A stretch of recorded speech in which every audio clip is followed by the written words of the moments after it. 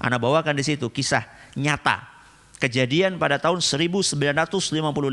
Kejadian di sebuah dukuh namanya Dukuh Legetang. Itu di Komplek Dieng.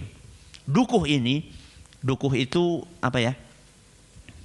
Dukuh itu bukan makanan, bukan. Dukuh itu apa? Bukan desa. Dukuh itu dusun. Dusun itu RW. Ya, RW. Jadi kampung kemudian dibagi-bagi lagi. Dukuh. Ya. Dukuh namanya dukuh apa tadi? Legetang. Dukuh ini ya terkenal sangat subur tanahnya. Sangat subur tanahnya. Sehingga penghasilan penduduknya luar biasa dari sayur-sayuran. Rata-rata mereka orang-orang yang kaya-kaya. Setiap tahun panen. Di tempat lain nggak panen, di situ panen. Di tempat lain panennya dikit, di situ banyak. Di tempat lain kualitasnya jelek, di situ baik. Itu dukuh, namanya Dukuh Legetang. Akan tetapi subhanallah, berbagai kucuran nikmat dari Allah tersebut tidak membuat mereka bersyukur kepada Allah. Semakin banyak dikasih nikmat, justru mereka semakin tenggelam di dalam maksiat kepada Allah. Hati-hati. Banyak di antara kita ketika dulu masih punya motor, masih rajin ke masjid. Begitu dapat mobil, ke masjid mulai jarang. Ketika dapat kereta, nggak pernah ke masjid lagi. Ya, hati-hati. Orang-orang yang seperti itu, hati-hati. Makanya orang-orang Dukuh Legetang, ketika mereka mendapatkan nikmat dari Allah, bukannya semakin taat kepada Allah, semakin banyak maksiat. Yang namanya judi, perzinaan, bahkan sampai zina dengan ibu mereka sendiri. Na'udzubillahi min dzalik. Dan setiap malam selalu mereka nanggap lengger. Nanggap itu mengadakan. Ya, lengger itu kayak kuda lumping. Dan yang main itu cewek. Dan akhir-akhirnya zina. Setiap malam seperti itu. Sampai datang tanggal 17 April 1955. Berapa? 17 April 1955. Malam hari itu hujan lebat sekali. Petir sana sini. Gak ada orang yang berani keluar dari rumah. Akan tetapi penduduk desa Legetang, dusun Legetang tetap berbuat maksiat. Tetap minum, tetap judi, tetap zina. Sampai lewat pertengahan malam. Ketika lewat pertengahan malam, hujan berhenti. Sunyi senyap. Tiba-tiba terdengar suara boom. Suara yang keras sekali seperti suara bom. Suara itu terdengar oleh dusun-dusun yang ada di sekeliling dusun Legetang. Tapi nggak ada satupun yang berani keluar. Karena suasananya dingin, gelap, sepi. Setelah itu nggak ada suara apa-apa. Baru keesokan harinya, orang-orang yang ada di sekeliling dusun Legetang keluar dari rumah. Mereka ngelihat ada sebuah gunung.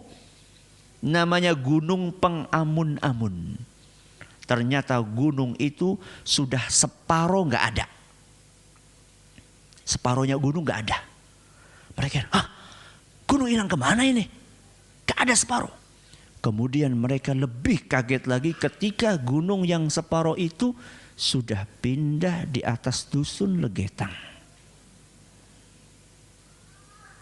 Bukan longsor. Kenapa bukan longsor?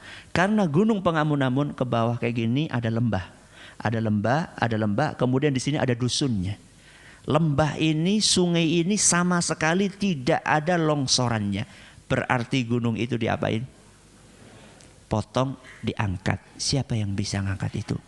Allah Subhanahu wa ta'ala. Maka kalau kita sudah tinggal di suatu komunitas, isinya di situ maksiat, dan tidak ada yang mengingkari maksiat tersebut, siap-siap. Siap-siap apa Ustaz? Pindah cepat-cepat. Ya, kalau nggak ada yang mengingkari lagi. Tapi kalau masih ada yang mengingkari, berterima kasihlah kepada orang-orang yang mengingkari tersebut. Berterima kasihlah kepada orang-orang yang mau beristighfar kepada Allah. Walaupun dia orang miskin. Bisa jadi azab tidak Allah jatuhkan ke negeri kita ini. Walaupun yang namanya kemaksiatan di negeri kita banyak sekali. Bukan hanya kemaksiatan, kemusyrikan, kekufuran di negeri kita.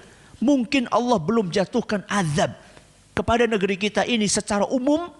Mungkin karena ada di antara hamba-hamba Allah yang masih duduk bersimpuh, beristighfar kepada Allah, sehingga Allah belas kasihan kepada negeri kita.